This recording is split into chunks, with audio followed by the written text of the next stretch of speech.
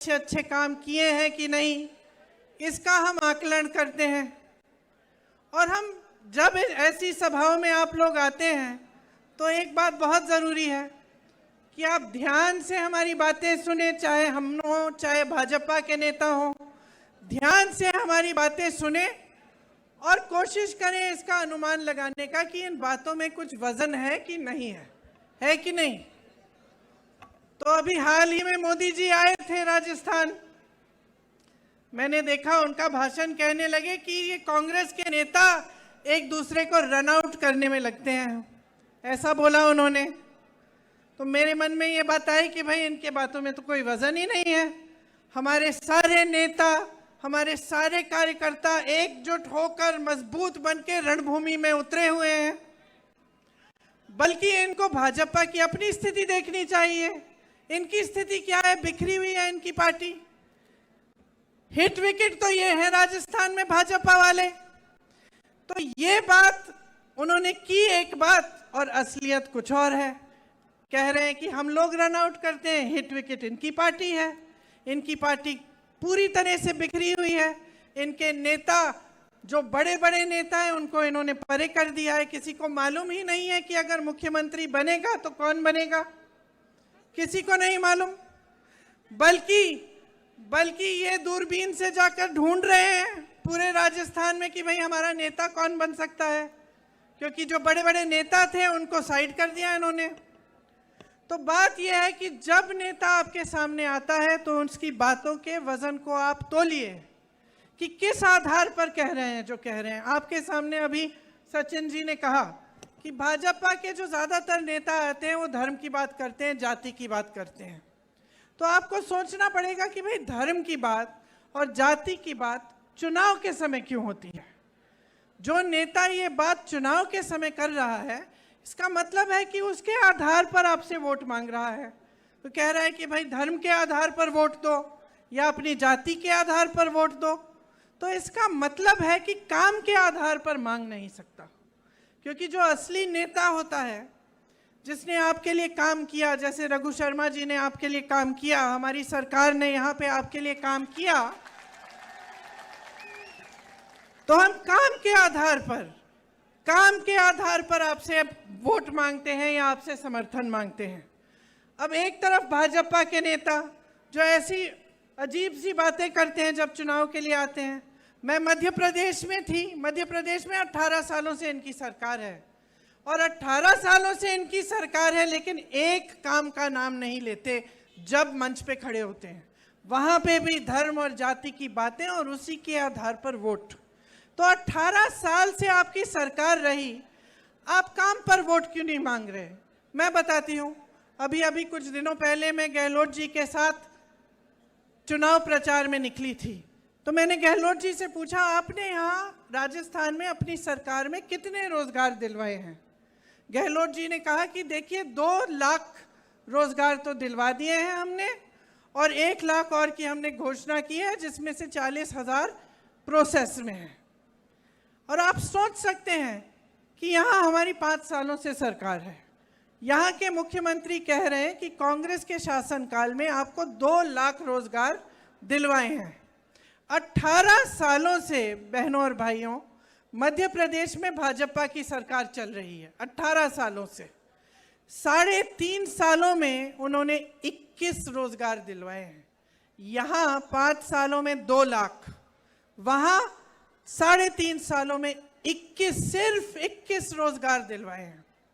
यहाँ पाठशालाएं खोली हैं, इंग्लिश मीडियम की पाठशालाएं। मैंने पूछा मुख्यमंत्री जी से कि हर जिले में है इंग्लिश मीडियम की पाठशाला? हंसने लगे, कहे हर जिले में क्या, गांव-गांव में खोल रहे हैं हम। वहां मध्य प्रदेश में 18 सालों से इनकी सरकार चल रही है, पाठशालाएं बंद हो रही हैं।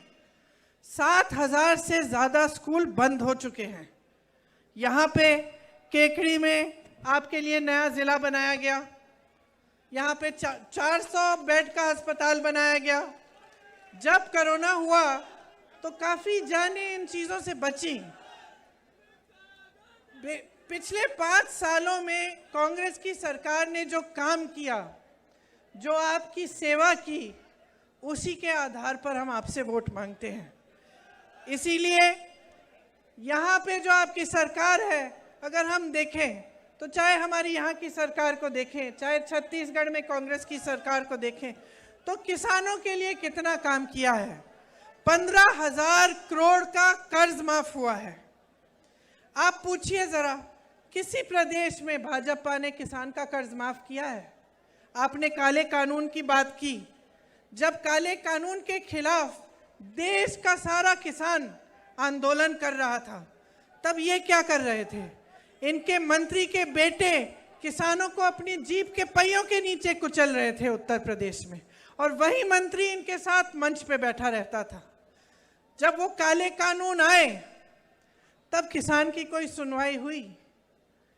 1 साल होने वाला था, किसान सड़क पे बैठा रहा। सैकड़ों किसान शहीद हुए। पानी नहीं था, बिजली भी नहीं थी, उस समय सड़क पे ही बैठे थे, लेकिन उनकी सुनवाई नहीं हुई। सुनवाई तब हुई, काले कानून वापस तब लिए गए भाजपा द्वारा, जब 2 महीनों में उत्तर प्रदेश का विधानसभा का चुनाव आ रहा था। चुनाव आने तक कोई सुनवाई नहीं हुई।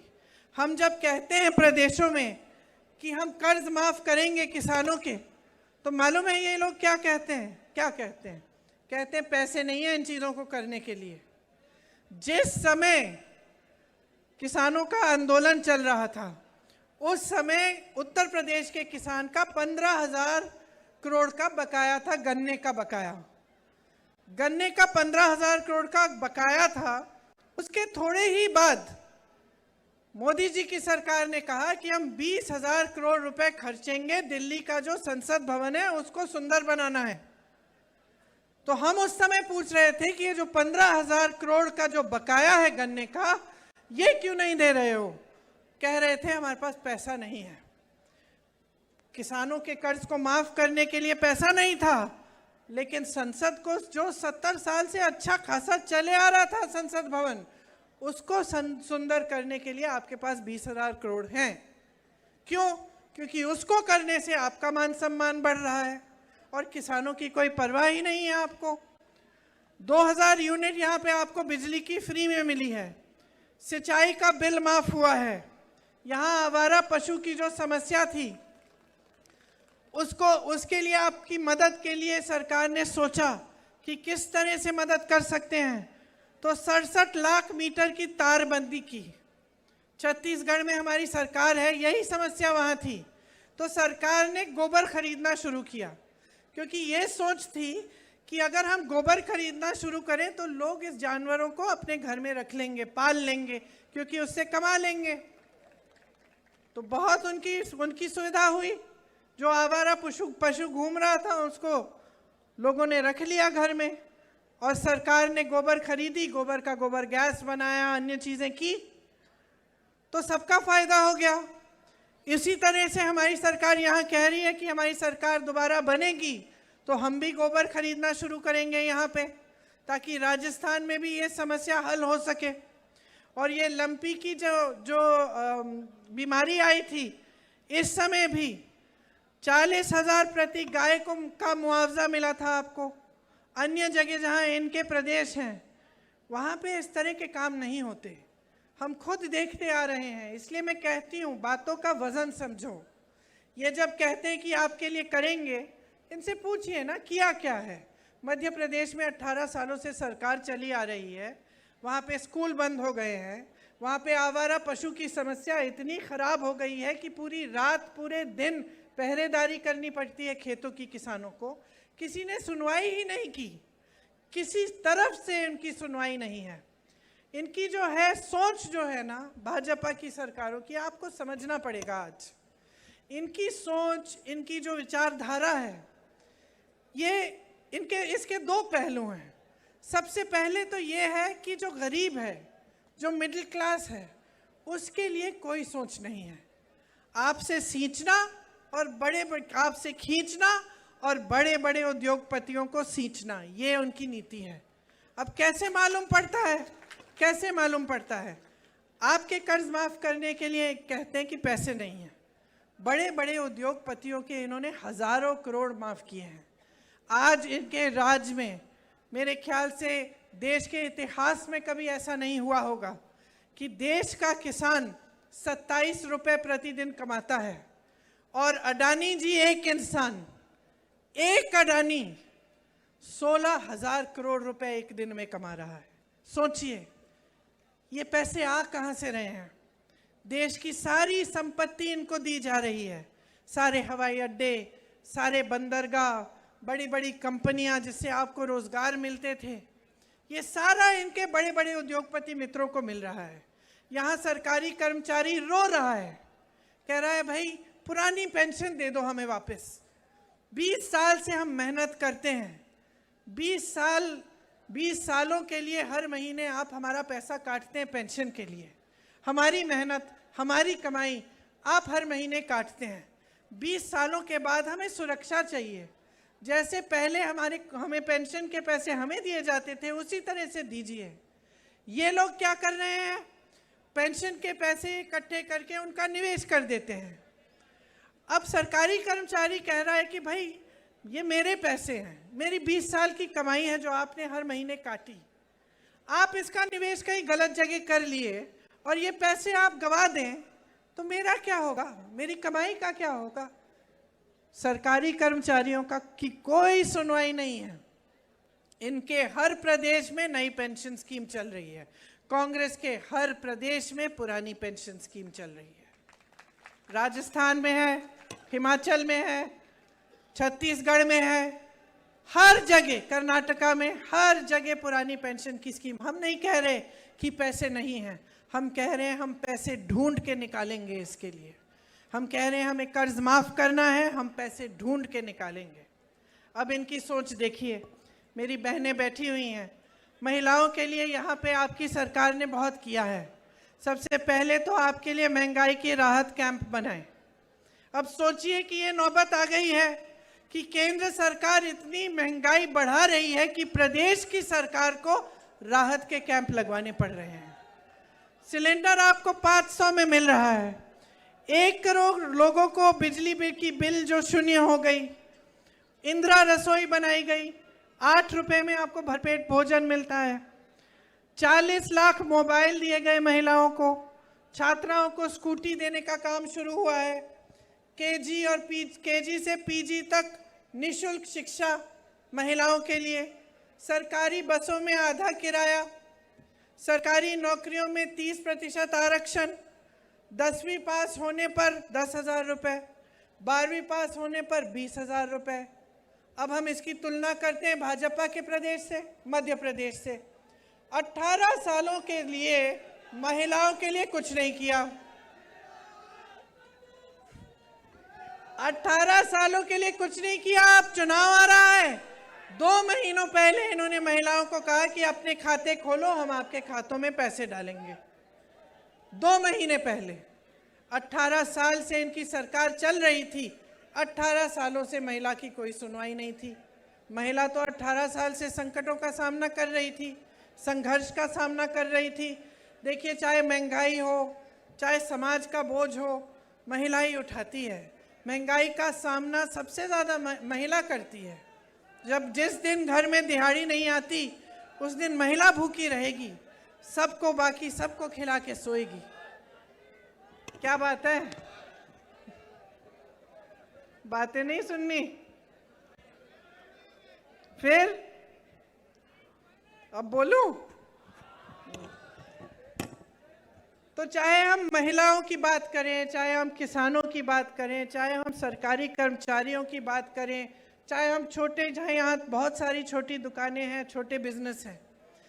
अब देखिए आज देश की परिस्थिति क्या है, केंद्र की जो भाजपा सरकार है उसकी नीति क्या है, इसको समझते हैं हम। नीति ये है कि अडानी जी, अंबानी जी जैसे जो बड़े बड़े 5-6 उद्योगपति हैं उनको देश की सारी संपत्ति सौंप देते हैं, और जो छोटे उद्योगपति हैं, जो छोटे दुकानदार हैं, जो छोटे कारोबार संभालते हैं, उनको क्या किया? पहले नोटबंदी की, सबको बोला कि भाई कतार में खड़े हो जाओ, देशभक्ति की बात है, आप लोग खड़े हो गए। हुए कि नहीं? अंत में क्या हुआ? कोई काला धन वापस नहीं आया। अंत में नुकसान तो छोटे कारोबारों का हुआ, छोटे बिजनेस वालों का, छोटे दुकानदारों का हुआ। नोटबंदी हुई, उसके बाद कोरोना आया। कोरोना में आपको कोई राहत नहीं दी। केंद्र सरकार का काम होता है कि राहत दे। जब आपदा आती है, जब इस तरह की महामारी आती है, तो जनता की मदद करे, सहायता करे। नहीं हुआ। उसके बाद क्या हुआ? मदद करने के बजाय जीएसटी थोप दी। अब जीएसटी से आपकी मतलब पैरों पे आपकी कुल्हाड़ी मारी। हर तरफ से आपको नुकसान होता है और ऊपर से आप कमा नहीं पा रहे हैं, ऊपर से महंगाई बढ़ती चली जाती है। हर चीज पे जीएसटी है। तो अब हर स्तर पे अगर आप देखेंगे तो आपको दिखेगा कि केंद्र सरकार की जो नीतियां हैं उससे आपके लिए कुछ नहीं हो रहा है।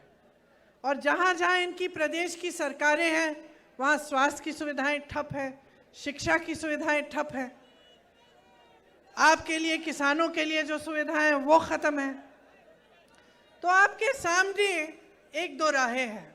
आप इधर खड़े हैं, एक तरफ आप बीजेपी को चुनेंगे, भाजपा को चुनेंगे, तो आप देख सकते हैं कि किस तरह की नीतियां आपके प्रदेश में लागू होंगी, किस तरह के जो जितने भी अच्छे काम कांग्रेस पार्टी कर रही है आपके लिए, वो सारे बंद हो जाएंगे। ये पुरानी पेंशन की स्कीम, ये किसानों का कर्ज माफ होना, ये बिजली की बिल जो फ्री है, ये सब बंद हो जाएगा। ये कुछ भी कहें, कैसी भी घोषणाएं करें। मध्य प्रदेश में इन्होंने 22,000 घोषणाएं की। 22,000 घोषणाएं, इतनी घोषणाएं कि खुद इनको याद नहीं होगी। 22,000 घोषणाएं की, 22 तक इन्होंने पूरी नहीं की हैं। 18 सालों से इनकी सरकार चल रही है। तो मैं आपसे ये कहना चाहती हूँ कि देखिए, स्वास्थ्य में भी आपके लिए काम हुए, अस्पताल खुले, चिरंजीवी योजना आई। मैं ऐसे लोगों से मिली हूँ यहाँ आते वक्त जिनका हार्ट का पूरी सर्जरी सरकार के द्वारा हो गई। मुझे कहा कि दीदी एक भी पैसा नहीं भरना पड़ा। एक लड़का था, उसे कैंसर था, छोटा सा बच्चा, उसके पिताजी ने मुझे बताया कि जितनी भी दवा थी सब सरकार द्वारा हो गई। ये जो चिरंजीवी योजना है, आपको इसमें 25 लाख तक आप इलाज करा सकते हैं। ऐसी योजनाएं भाजपा के प्रदेशों में नहीं है भाई और बहनों। युवाओं के लिए मैंने पहले कहा ही कि 2 लाख से अधिक नौकरियां बनी हैं और 1 लाख की घोषणा हो गई है, जिसमें से 40,000 अभी प्रोसेस में है, इनकी प्रक्रिया शुरू है। हमने एक कानून बनाया है। हम समझते हैं आपकी पीड़ा क्या है कि आप इतनी मेहनत से अपने बच्चों को पढ़ाते लिखाते हैं, फिर बच्चे पेपर भर्ती की परीक्षा करते हैं, उसमें पेपर लीक कर लेता है कोई, या कोई घोटाला हो जाता है। हम समझते हैं कि कितनी पीड़ा होती है, क्योंकि आप मेहनत करते हो, प्राइवेट में ट्यूशन भी करा देते हो, फीस भरने के लिए खूब मेहनत करते हो, बच्चे मेहनत करते हैं, बच्चे अपना भविष्य उज्जवल देखना चाहते हैं, और फिर भी उसमें पेपर लीक हो जाए तो इसमें बहुत पीड़ा होती है, बहुत नुकसान होता है नौजवानों का। तो इसलिए हमने यहाँ कानून लागू करना है जिसमें जब पेपर लीक होता है, जो भी पेपर लीक करता है उसको पूरे जीवन की सजा मिलेगी अगर उसको पकड़ा जाएगा तो। ऐसा कानून किसी राज्य में नहीं बनाया गया है। यहाँ पानी की भी सुविधा लाखों परिवारों को मिली। आप मध्य प्रदेश जाइए, इनके अलग अलग प्रदेशों में जाइए, बड़ी बड़ी बातें हैं, इश्तिहार तो बढ़िया बढ़िया दिख जाएंगे, नेता बढ़िया बढ़िया बातें करेंगे, लेकिन धरातल आप ये काम नहीं देख पाएंगे। तो देखिए, आपको समझने की ज़रूरत है कि जैसे मैं कह रही थी, आप दोराहे पे खड़े हैं। एक तरफ भाजपा की नीतियां, एक तरफ कांग्रेस की नीतियां। वो आपसे आपकी संपत्ति ले रहे हैं, बड़े बड़े उद्योगपतियों को दे रहे हैं। हम ये समझते हैं कि लोकतंत्र में सरकार की कोई संपत्ति नहीं है। हम समझते हैं कि सरकार की पूरी संपत्ति जनता की होती है। जहाँ जहाँ हमारी सरकारें हैं, हमारा प्रयास रहता है कि आपके जेब में आपके पैसे आएँ, चाहे वो किसानों के कर्ज माफ़ करने के ज़रिए हो, या फ्री में बिजली दिलवाने की, या फ्री में शिक्षा दिलवाने की, या फिर आपको रोज़गार दिलवाने की। ये सब बातें जो है, ये एक अलग तरह की राजनीति है। ये राजनीति ऐसी है जो ग्राम को, गांव को मजबूत करने वाली राजनीति है, आपके हाथों में शक्ति देने वाली राजनीति है। इसलिए जो हम अगली सरकार में जब हम कह रहे हैं कि अगर सरकार बनेगी तो हम कुछ गारंटी लाएंगे, वो भी हम इसी सोच से ला रहे हैं। एक तो ये जो ओपीएस है, पुरानी पेंशन की स्कीम, इसको हम कानून द्वारा लागू करेंगे, मतलब कानूनी गारंटी होगी ये। दूसरा, 1 करोड़ परिवारों को 500 रुपए में सिलेंडर दिलवाएंगे। महिला मुखिया को 10,000 रुपए सालाना दिलवाया जाएगा, जो परिवार की महिला मुखिया होती है।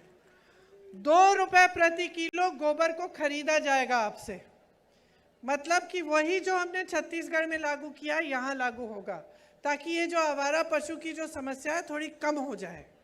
सरकारी कॉलेज में जो फर्स्ट ईयर के छात्र हैं उनको लैपटॉप और टैबलेट दी जाएगी। आपदा से पीड़ित जो परिवार हैं उनको 15 लाख तक फ्री बीमा मिलेगा और अंग्रेजी मीडियम शिक्षा की सब छात्रों को गारंटी होगी। ये हम, अगर हमारी सरकार फिर से बनेगी तो ये हम गारंटी करते हैं कि ये चीज़ें हम लागू करेंगे। और जितनी भी स्कीम हमने चलाई हैं आपके लिए, जितने काम हमने 5 सालों में करके दिखाए हैं, वो काम हम निरंतर करते चले जाएंगे। भाजपा आएगी बहनों और भाइयों तो ये सब बंद हो जाएगा। गलत फहमी में मत पड़िए। आपको सिर्फ इनके प्रदेशों में देखना है कि क्या हो रहा है। आपको पता चलेगा कि जो इनकी नीतियां हैं ये जनता की कमर तोड़ रही हैं। महंगाई, बेरोजगारी आज चरम पे है, पूरे देश में लोग परेशान हैं। यहाँ से आप बाहर निकलेंगे तो आपको पता चलेगा कि इनकी जो नीतियां हैं उनसे बचा कर रखा है आपको राजस्थान की प्रदेश सरकार ने। महंगाई और बेरोजगारी का सामना करने के लिए आपको मजबूत बनाने का प्रयास किया है और ये प्रयास बंद नहीं होगा। आपको अच्छी तरह समझना चाहिए कि जब ये सिलेंडर की बात करते हैं, सिलेंडर का दाम कौन तय करता है? प्रदेश की सरकार नहीं तय करती। सिलेंडर का दाम केंद्र की सरकार, मतलब भाजपा की मोदी जी की सरकार तय करती है। पेट्रोल डीजल का दाम कौन तय करता है? गहलोत जी की सरकार नहीं तय करती, ये मोदी जी की सरकार भाजपा की जो है दिल्ली में ये तय करते हैं। जीएसटी का पैसा कहाँ जाता है? ये प्रदेश की सरकार में नहीं जाता, जीएसटी का पैसा केंद्र सरकार को जाता है। तो ये सारे काम केंद्र सरकार के हैं। इनकी जिम्मेदारी थी कि पेट्रोल डीजल के दाम कम करें, इनकी जिम्मेदारी थी कि महंगाई पे रोक लगाएं, इनकी जिम्मेदारी थी कि ये जो सिलेंडर के बढ़ते जो हुए दाम हैं इनको रोकें। इन्होंने नहीं किया। आपको इससे बचाने के लिए यहाँ महंगाई के राहत कैंप लगवाए गए, सिलेंडर का दाम कम किया गया, किसानों को राहत दी, कर्ज माफ किए। ये सब आपको बचाने के लिए इनकी नीतियों से किया गया। इसीलिए आपको अच्छी तरह से समझना पड़ेगा कि आज जो परिस्थितियां हैं वो आप बदलना चाहते हैं, आप आगे बढ़ना चाहते हैं, या आप इन परिस्थितियों को ऐसे रखना चाहते हैं कि आपको राहत मिलते जाए, आपको की सहायता होती जाए। आज अगर आप सरकार बदलेंगे और आप भाजपा की सरकार लाएंगे तो आपका बहुत नुकसान होने वाला है, क्योंकि 10 सालों में अगर आप समझदारी से और विवेक से देख रहे हैं तो आप ये देख रहे हैं कि देश का जो अमीर है वो अमीर होता चले जा रहा है, देश का गरीब पिसता चले जा रहा है। किसान इतना परेशान है कि खेती में कमाई ही नहीं रही। तो जो परिस्थितियां आपके प्रदेश में हैं उनका सामना करने के लिए आपकी प्रदेश सरकार आपकी बहुत सहायता कर रही है। जो परिस्थितियां महंगाई की वजह से, बेरोजगारी की वजह से देश भर में लोग देख रहे हैं वो आप अपने प्रदेश में नहीं चाहते। आप अपने प्रदेश में विकास चाहते हैं, तरक्की चाहते हैं।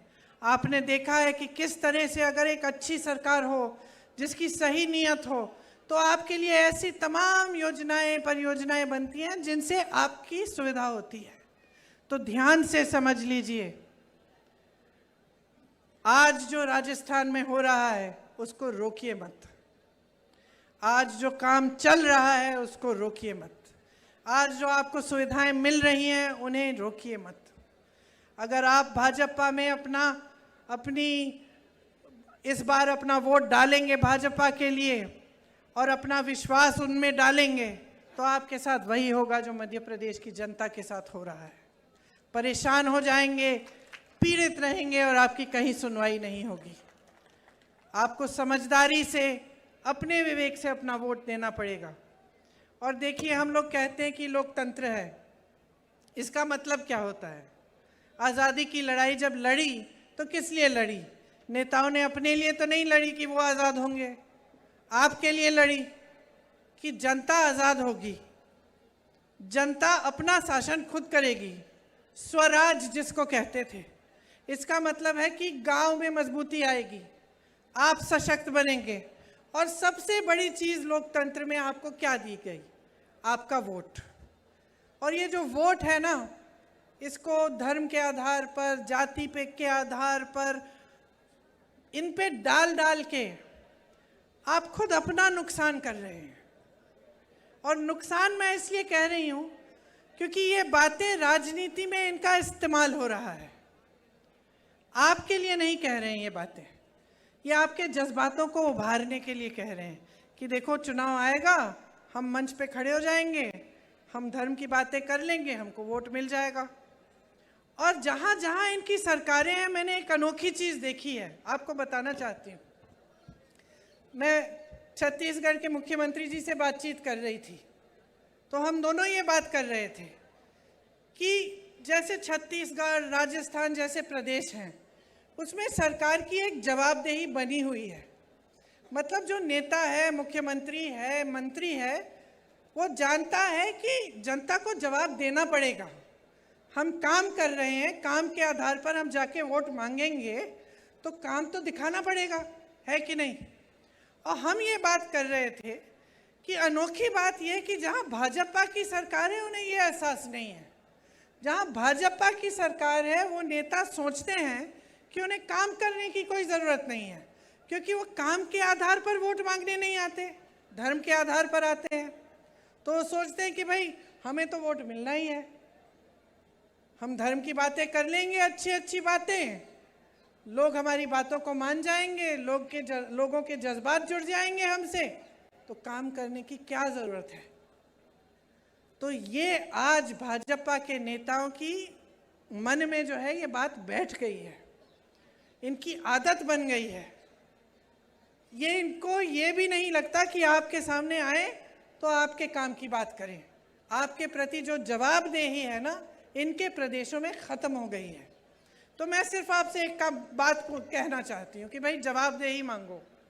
आज कांग्रेस की सरकार ने आपके लिए काम करके दिखाया है, आपकी सहायता की है, आपको मदद मिली है। जितनी भी केंद्र सरकार की वजह से जो महंगाई बढ़ी, जो बेरोजगारी हुई, जो परेशानियां आई, आपकी सहायता करके प्रदेश की सरकार ने उनका सामना करने के लिए आपको मजबूत बनाया। इसीलिए जागरूक बनो, समझो कि ये जो सरकार है आपके लिए दिल से काम कर रही है, सही नीयत से कर रही है, और अपनी जागरूकता और विवेक से ही ये वोट डालो। एक बहुत बड़ी जिम्मेदारी है, इसको नकारो मत।